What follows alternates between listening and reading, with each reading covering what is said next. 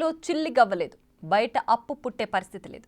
జనాలు తిట్టిపోస్తుంటే, ఎంపీలు ఏడుస్తుంటే, ఆయుధ పరంపర దూసుకొస్తుంటే పాకిస్తాన్ కుట్రలు కుయుక్తులు భగ్నమైపోతున్నాయి.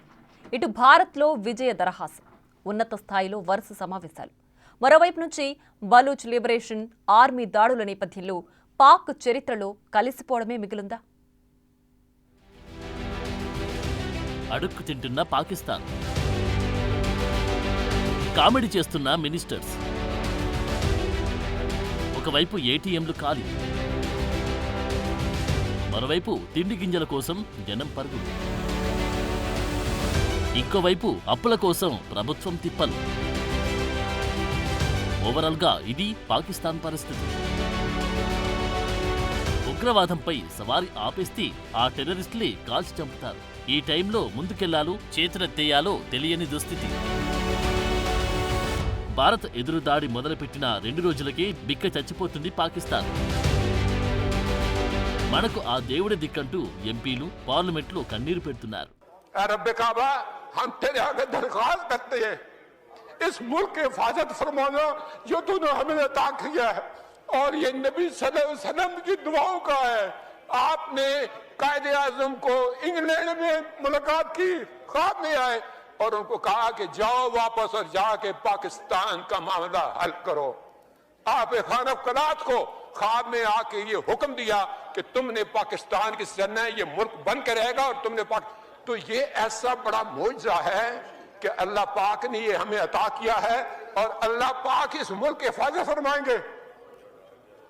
दुनिया में जहां भी देखें शायद हमारी कमी है, हम मजबूर हैं, हम गुनाहगार हैं, लेकिन रब्बे काबा हम तेरे हबीब के उम्मती हैं, खुदा का वास्ता हमसे रहम का मौला फरमा। आप चले जाएं, उधर फिलिस्तीन में चले जाएं, कश्मीर में चले जाएं, जहां भी जाएंगे मुसलमानों के साथ वो ऐसे रो रहा है जो हम सोच भी नहीं सकते हैं। तो तू हमें माफ कर दे, हम तेरे आगे सर झुकाते हैं, माफी मांगते हैं। नहीं, इसमें दो राय नहीं है मौला कि हम बड़े गुनाहगार हैं, लेकिन तेरी रहमत बहुत वसी है। పాక్ గడ్డపై పాకిస్తాన్ ఆక్రమిత జమ్మూ కాశ్మీర్లో ఉన్న ఉగ్రవాద శిబిరాలపై దాడులు చేసేందుకు భారత బలగాలకు 25 నిమిషాలు పట్టింది. అదే లాహోర్లోని ఎయిర్ డిఫెన్స్ వ్యవస్థను ఛేదించడానికి కేవలం 2.5 నిమిషాలు మాత్రమే సరిపోయిందట. భారత్ సత్తా అది. పట్టపగలే డ్రోన్లు వచ్చి పడుతుంటే పాకిస్తాన్ సైన్యం పాలకులు నిద్రపోతున్నారా, పారిపోయి బంకర్లలో దాక్కున్నారా అంటూ సెల్ఫీ వీడియోలో సూటిగా ప్రశ్నిస్తున్నారు అక్కడి జనం. అందుకు ఆ దేశ రక్షణ మంత్రి పార్లమెంట్లో చేసిన ప్రకటన పాకీల కామెడీకి పరాకాష్ట. ఎస్, పాకిస్తాన్ రక్షణ వ్యవస్థలు ఎక్కడున్నాయో కనుక్కునేందుకు భారత్ డ్రోన్ అటాక్స్ చేస్తుందట. ఆ కామెడీ డైలాగ్ మీరు వినండి. కల్ కా జో డ్రోన్ హమ్లా హువా वो ड्रोन हमला बेसिकली हमारी जो लोकेशंस हैं उसको डिटेक्ट करने के लिए जो है किया गया। एक टेक्निकल चीज़ है जिसको मैं उस तरह एक्सप्लेन नहीं कर सकता और इसलिए उनको इंटरसेप्ट ना किया गया ताकि हमारी लोकेशंस जो हैं वो लीक ना हो या वो लोकेट ना हो, और जब वो एक सेफ लिमिट पे आए तो हमने उनको मार कराया। మొన్న కూడా అంతే, భారత్కు భారీ నష్టం కలిగించామన్నారు. ప్రూఫ్స్ చూపించమంటే సోషల్ మీడియాలో వెతుక్కుండని సిల్లిగా మాట్లాడి వరల్డ్ మీడియాను నవ్వించారాయన. రక్షణ మంత్రి నాలుక మడతేస్తుంటే సైనికాధికారులు పారిపోక ఏం చేయగలరు? అణ్వాయుధాలున్నాయి అనేదే పాక్ ధీమా. మొన్నటి వరకు భయపెట్టే ప్రయత్నం చేసింది. మా దగ్గరున్నవేంటి, దీపావళికి కాల్చుకుంటామా అంటూ సెటరికల్ సమాధానమిచ్చారు మోడీ.